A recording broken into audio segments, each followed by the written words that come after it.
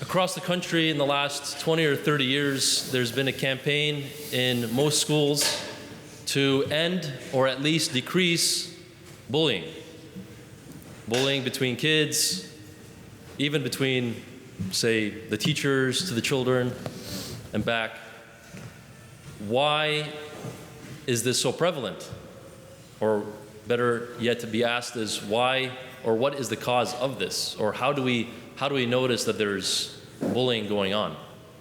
Well, a couple different things. Generally, there's this common thread that runs throughout the different sorts of bullying, that those that are being targeted, those that are the victims, so to speak, feel emotions of being left out, of being picked on, of being a target, of being ridiculed.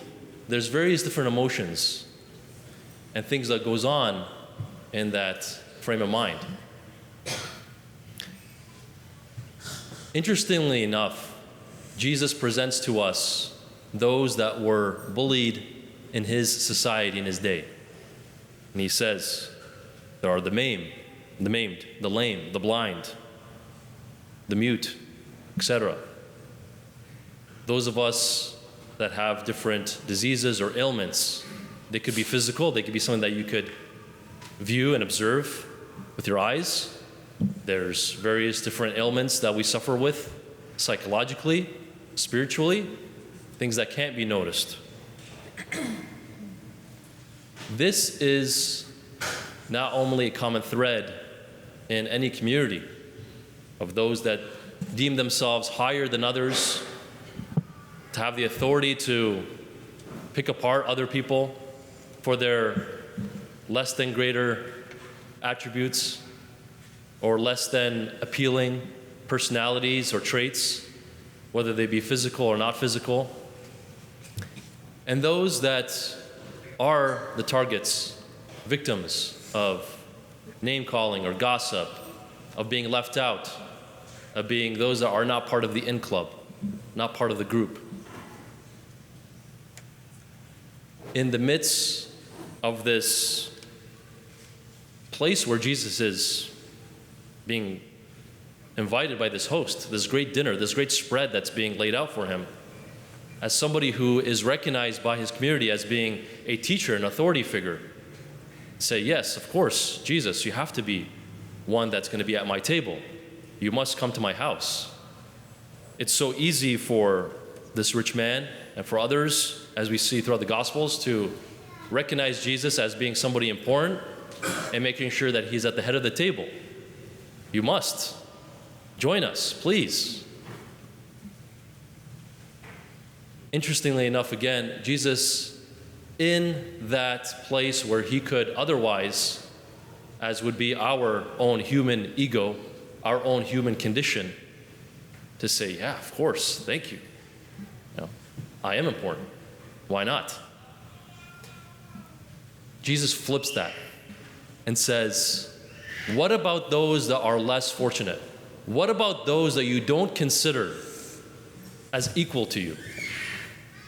Those that are not part of your group, not part of your clique. What about those people? Who are those people before your eyes? And what about God? How does he view them? How does he see them? That question, I think, strikes at the heart of what Christ is trying to teach us here.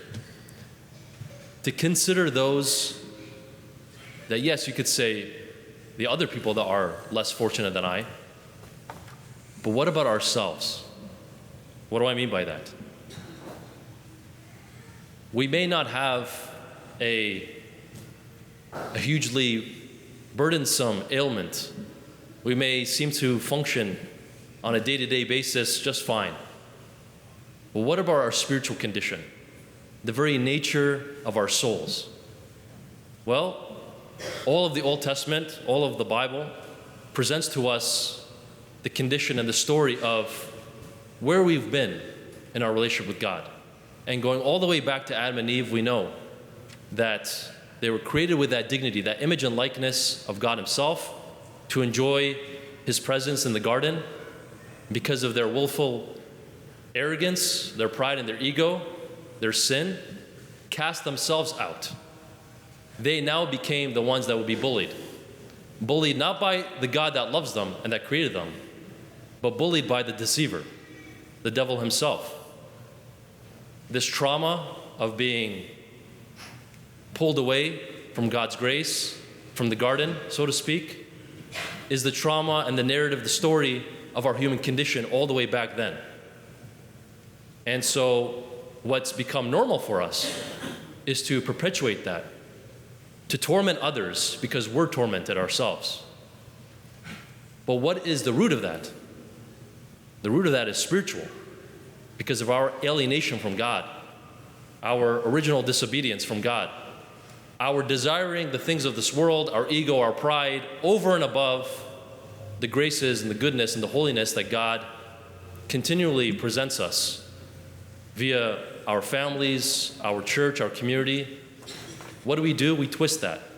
We turn it into an occasion for gossip, for an occasion of picking on others, considering others as second class, third class, whatever you want to call it.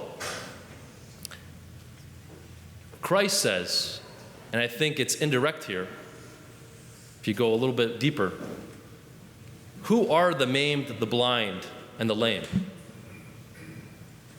It's not merely other people that we could say is, that are on the fringe of society, that are a minority.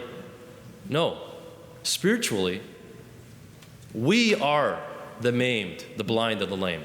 We, us, myself, you, we are the ones that are the fringe. We are the ones that are spiritually by default second class. And Christ says, we are the ones that God hungers and thirsts and yearns to lay out a feast for. We're the ones that are invited. We're the ones that belong in the Father's house to enjoy the meal that He has prepared for us. That's the gift. That's what the church corrects. The church and the idea of salvation corrects the original mistake, which was that we're left out because of our own arrogance and our own pride, our own ego, left out from the banquet of God's house. The church, through the sacraments, the Eucharist, is the means of that correction, the means of going back to that image and likeness that God created us with. And so the takeaway for this is, as we go on with our lives, to ask ourselves continually, are we perpetuating this trauma of original sin where we bring down other people, or are we helping raise up other people, those that we interact with through our families, our friends, in the church, in the Chaldean community, etc.? For each person, it's going to be a little bit different. A lot of us, our primary attention is to our immediate family, our children. It's a good question for parents.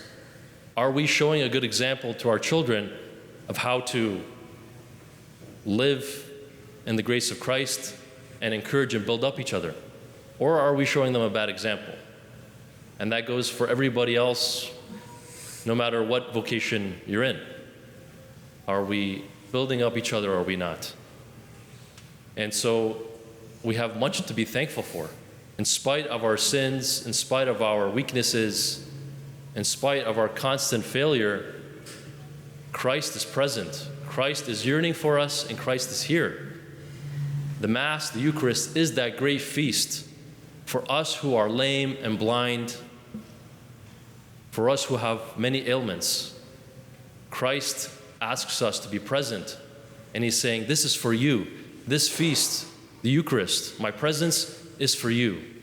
Take it and live. Amen.